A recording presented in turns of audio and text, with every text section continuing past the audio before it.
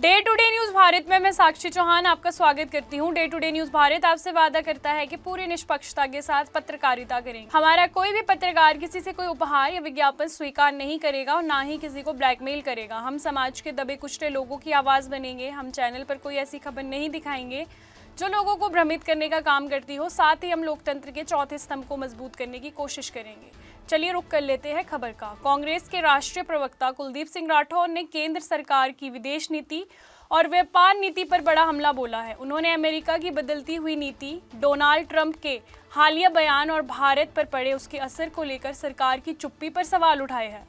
मंगलवार को आयोजित पत्रकार वार्ता में कुलदीप सिंह राठौर ने अमेरिकी चुनाव के बाद वैश्विक स्तर पर टैरिफ और दबाव की राजनीति तेज हुई है। इसका सीधा असर भारत की संप्रभुता और किसानों के हितों पर पड़ा है, लेकिन केंद्र सरकार कोई स्पष्ट रुख नहीं अपना रही। कुलदीप सिंह राठौर ने कहा कि राष्ट्रपति ट्रंप एक तरफ प्रधानमंत्री नरेंद्र मोदी को मित्र बताते हैं और दूसरी तरफ भारत की नीतियों पर असंतोष जताते हैं। ऐसे में केंद्र सरकार की चुप्पी बेहद चिंताजनक है। कुलदीप सिंह राठौर ने भारत पाकिस्तान तनाव के दौरान ट्रंप द्वारा युद्ध विराम करने के दावे और पाकिस्तान के जनरल को व्हाइट हाउस आमंत्रित करने को भारत के लिए असहज करने वाला कदम बताया। कांग्रेस प्रवक्ता ने चेतावनी दी कि अमेरिका के साथ जीरो टैरिफ जैसे किसी भी समझौते से हिमाचल प्रदेश, जम्मू कश्मीर और उत्तराखंड के सेब उत्पादों को भारी नुकसान हो सकता है। उन्होंने कहा कि हिमाचल प्रदेश की बागवानी अर्थव्यवस्था 5,000 करोड़ रुपए से अधिक की है। कि पिछले काफी समय से उथल पुथल है, खासकर अमेरिका में चुनाव के बाद जब राष्ट्रपति डोनाल्ड ट्रंप बने, उसके बाद पूरे विश्व में टैरिफ वॉर शुरू हुई, एक अनिश्चितता का माहौल बना। और हाल में ही जो घटना हुई, जिस तरह से वेनेजुएला के राष्ट्रपति को अगवा किया गया, उसके बाद लगातार राष्ट्रपति ट्रंप का रवैया लोगों की समझ में आ नहीं रहा। हाल में ही उन्होंने टिप्पणी की,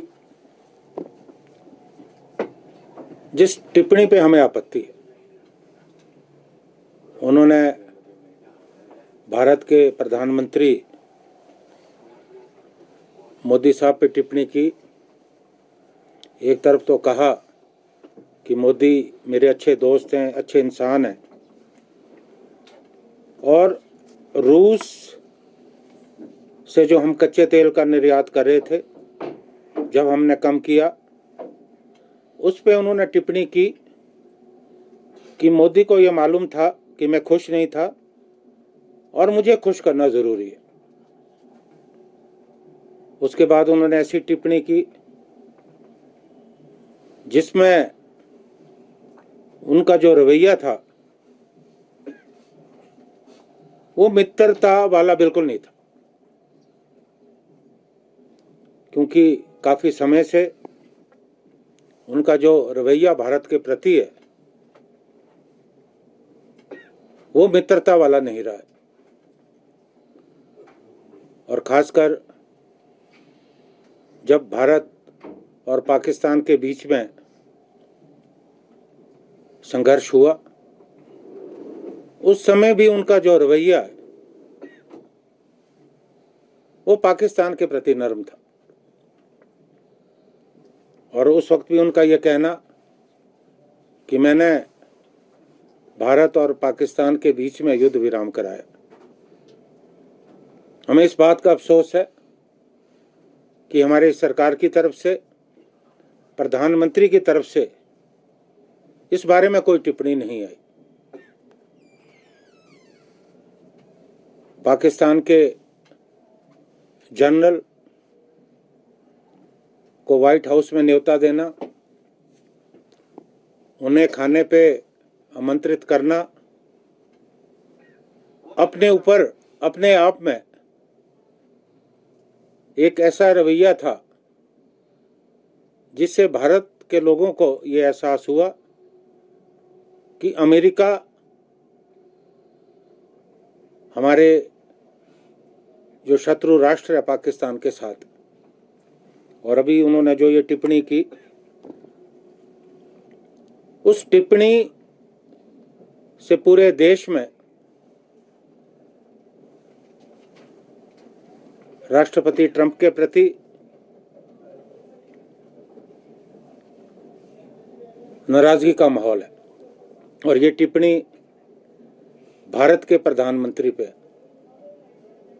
भारत का प्रधानमंत्री हमारा सर्वोच्च नेता है, उनके प्रति अगर ऐसी टिप्पणी होती है तो निश्चित तौर पे दुर्भाग्यपूर्ण है। लेकिन हमें इस बात का आश्चर्य है कि काफ़ी समय हो गया, कई घंटे बीत चुके, लेकिन भारत सरकार की तरफ से, प्रधानमंत्री मोदी की तरफ से भी कोई जवाब नहीं आया। जी हमेशा कहते हैं कि मोदी साहब ट्रंप से डरते हैं। इतने बयान जो राष्ट्रपति ट्रंप ने दिए, उसके बाद भी उस पर टिप्पणी ना करना राहुल गांधी जी के जो बयान को है वो सही ठहराता है। हम स्वतंत्र राष्ट्र है, प्रभुसत्ता संपन्न राष्ट्र है, विश्व की सबसे बड़ी जनसंख्या का हमारा देश है, लोकतंत्र हमारे यहाँ है। हमें बड़ी मजबूती से जवाब देना चाहिए। मैं याद दिलाना चाहता हूँ मौजूदा केंद्र सरकार को, एनडीए की सरकार को, कि 1971 में जब पाकिस्तान के साथ हमारी जंग चल रही थी, श्रीमती इंदिरा गांधी देश की प्रधानमंत्री थी। अमेरिका ने धमकी दी और अपना 7वां बेड़ा हिंद महासागर में भेजा, लेकिन हम धमकी से नहीं डरे। उस समय वहां के जो तत्कालीन राष्ट्रपति निक्सन थे, श्रीमती इंदिरा गांधी ने मुंह तोड़ जवाब दिया, और 1971 की जो जंग है न केवल भारत ने जीती और पाकिस्तान के 2 टुकड़े की। आज जरूरत इस बात की है कि हम इस रवैये की निंदा करें, और जिस ढंग से राष्ट्रपति का जो बर्ताव है वो अपने व्यापार को प्राथमिकता दे रहे हैं। उन्होंने टैरिफ की धमकी देकर जो हम रूस से कच्चा तेल ले रहे थे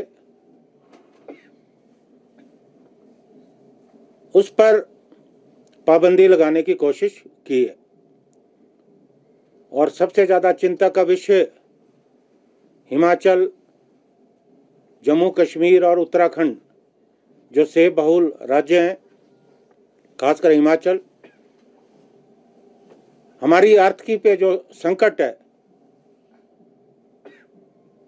वो संकट आने वाले वक्त में बढ़ सकता है। अभी हाल में ही जिस ढंग से फ्री ट्रेड एग्रीमेंट के जरिए न्यूजीलैंड से हमारा समझौता हुआ, 25% जो है आयात शुल्क कम किया गया, उससे निराशा का माहौल है। और अभी जो अमेरिका दबाव बना रहा है, 0 टैरिफ, अगर वास्तव में ये होता है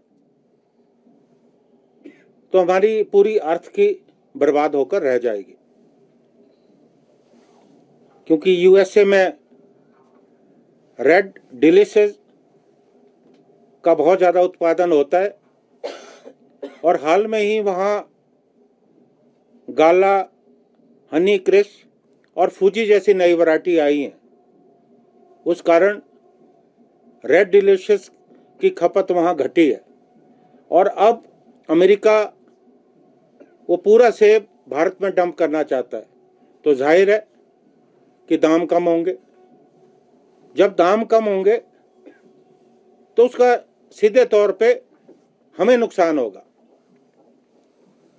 हमारे यहाँ जो बागवान है, किसान है, होल्डिंग बहुत कम है।